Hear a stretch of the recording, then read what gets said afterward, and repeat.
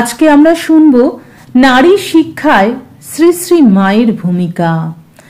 আজ যে আমরা শিক্ষা পাচ্ছি, আজ যে আমরা লেখাপড়া করছি, এর পিছনে শ্রী শ্রী মায়ের কি ভূমিকা আছে, আজ শুনব সেই কথা। অমৃত সুরলহরীতে সবাইকে স্বাগত জানাই। আশা করি আপনারা সকলে খুব ভালো আছেন, সুস্থ আছেন। শ্রী শ্রী মা খুব ছোট বয়স থেকেই লেখাপড়া করতে ভালোবাসতেন। যে যুগে মা জন্মেছিলেন, যে সময়, সেই সময় নারী শিক্ষা আমাদের এই সমাজে ছিল না। কিন্তু শ্রী শ্রী মা তার ভাইদের বই নিয়েও চেষ্টা করতেন লেখাপড়া করবার। পরবর্তীকালে যখন শ্রী শ্রী মায়ের বিবাহ হয়ে গেল, তারপরে শ্রী শ্রী মা যখন কামারপুকুরে একা থাকতেন, তখনও পড়াশুনো করার চেষ্টা করতেন। শ্রী শ্রী মা নিজে মুখে বলেছিলেন, কামারপুকুরে লক্ষ্মী অর্থাৎ শ্রী রামকৃষ্ণের ভাইজি মেজদার মেয়ে, আর আমি বর্ণ পরিচয় একটু একটু পড়তুম। ভাগ্নে হৃদয় মুখোপাধ্যায়, যিনি ঠাকুরকে দেখাশোনা করতেন, বলছেন যে ভাগ্নে হৃদয় বই কেড়ে নিলে, বললে মেয়ে মানুষের লেখাপড়া শিখতে নেই, শেষে কি নাটক নোবেল পড়বে। লক্ষ্মী তার বই ছাড়লে না, ঝিয়ারি মানুষ কিনা অর্থাৎ বাড়ির মেয়ে লক্ষ্মী দিদি জোর করে রাখলে। আমি আবার গোপনে আর একখানি এক আনা দিয়ে বই কিনে আনলুম। এই যে অনুরাগ, মায়ের ভালোবাসা পড়াশুনোর প্রতি ছিল বলেই কিন্তু মা আবার একটা বই কিনে আনালেন। এই যে অদম্য ইচ্ছা বাধাটাকে অতিক্রম করার। মা বলছেন, লক্ষ্মী গিয়ে পাঠশালায় পড়ে আসতো, সে এসে আবার আমায় পড়াতো। ভালো করে শেখা হয় দক্ষিণেশ্বরে।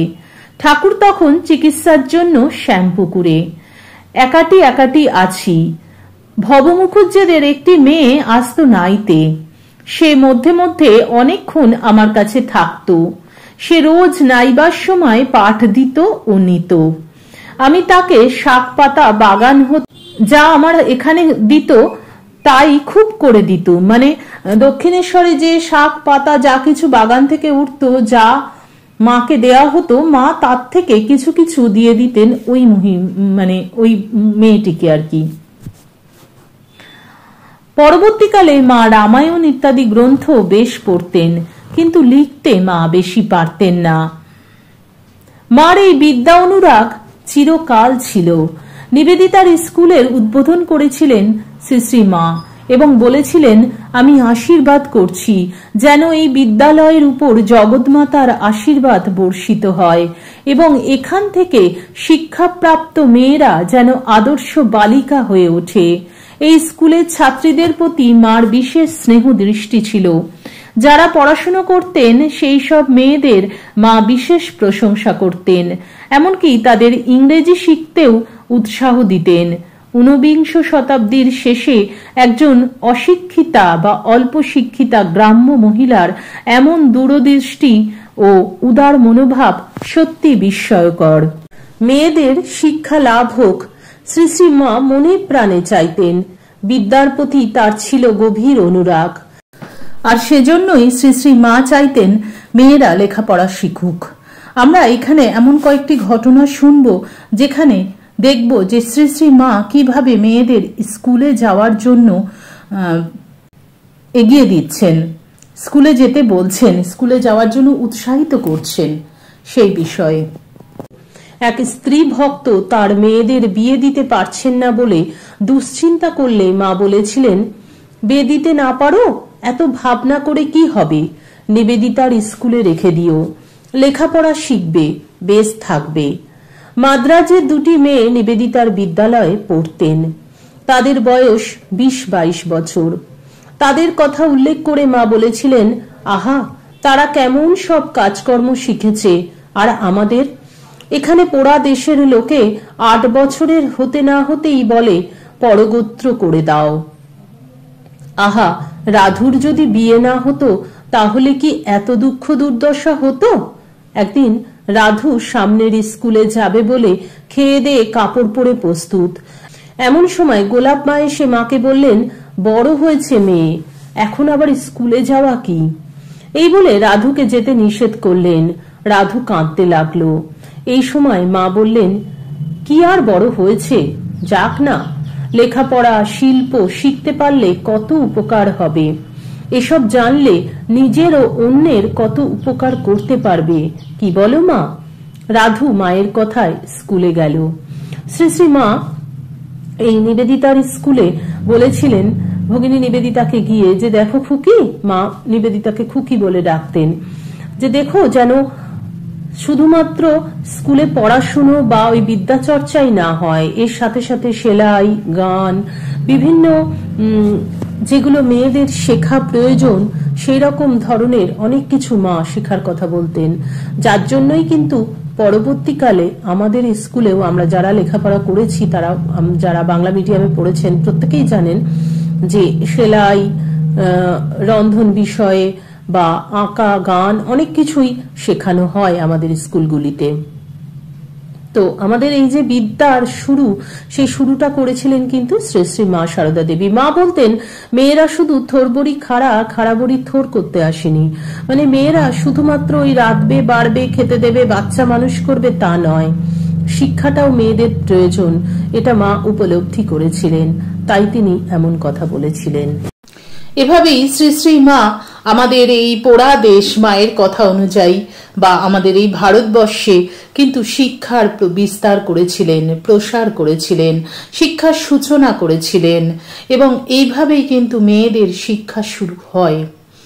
আজকেও সেই নিবেদিতার স্কুল আছে আলিপুরে, এবং সেই স্কুলে কিন্তু অনেক মেয়েরা পড়াশুনো করে, এবং প্রত্যেক ঘরে ঘরে তো এখন মেয়েরা পড়াশুনো করে। মায়ের এই শিক্ষা কিন্তু আমাদেরকে শিক্ষিত করেছে। স্বামীজি উপলব্ধি করেছিলেন যে আমাদের দেশে মেয়েদের শিক্ষার অভাব, মানুষের মধ্যে শিক্ষার অভাব, আর সেজন্যই কিন্তু আমাদের দেশের এত দারিদ্রতা, অর্থকষ্ট, অন্যের অভাব, সমস্ত কিছু। তাই স্বামীজি নিবেদিতাকে এনেছিলেন এবং মা নিবেদিতাকে গড়ে পিঠে তৈরি করে নিয়েছিলেন স্কুল তৈরি করার জন্য। এবং মা সবসময় উৎসাহ দিতেন নিবেদিতাকে, যাতে আমাদের দেশের সব মেয়েরা লেখাপড়া শিখতে পারে তার স্কুলে। এরকমও ঘটনা আছে যে একটি বিধবা মেয়ে, তাকে তার বাড়ি থেকে আসতে দিচ্ছে না, নিবেদিতা তাকে নিয়ে আসছে এবং তার নিয়ে যাওয়া নিয়ে আসার সমস্ত দায়িত্ব নিবেদিতা নিচ্ছে। মা এগুলো শুনে খুব খুশি হতেন, মা খুব উৎসাহ দিতেন মেয়েদের লেখাপড়ায়। আজ যে শিক্ষা আমাদের, তা মায়েরই জন্য। মায়ের চরণে আমার আভূমি লুণ্ঠিত প্রণাম জানাই। আশা করি আমাদের আজকের এই আলোচনা আপনাদের ভালো লাগলো, এবং আপনারা যারা জানতেন না মায়ের বিষয়ে, যে মা কিভাবে আমাদের দেশের শিক্ষা ব্যবস্থার সূচনা করেছিলেন, তারা জানলেন। মা যে কি তার সম্বন্ধে না জানলে কেউ বুঝতে পারবে না।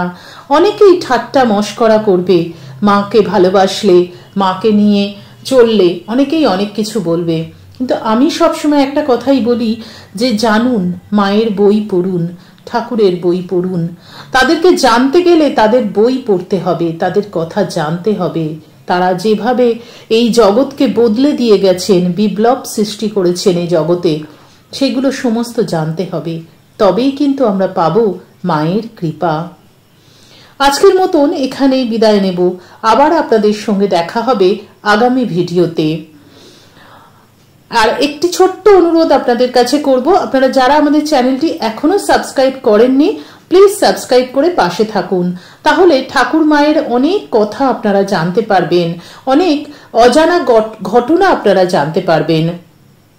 আর সাবস্ক্রাইব করে পাশের বেল আইকনটি ক্লিক করে রাখবেন, তাহলে আমি যখনই কোনো ভিডিও আপলোড করব আপনারা তার নোটিফিকেশন সবার আগে পেয়ে যাবেন।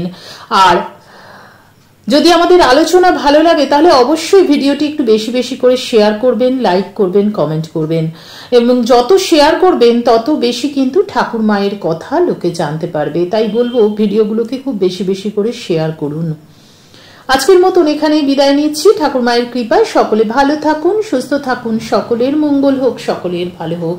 হরি ওম তৎসৎ। শ্রী রামকৃষ্ণ অর্পণমস্তু। জয় মা শারদেশ্বরী জয়তু। স্বামীজি মহারাজ, সমস্ত রামকৃষ্ণ মিশনের, রামকৃষ্ণ সংঘের সকলকে প্রণাম জানিয়ে আজকের ভিডিও এখানে শেষ করলাম। জয় গুরু মহারাজ জি।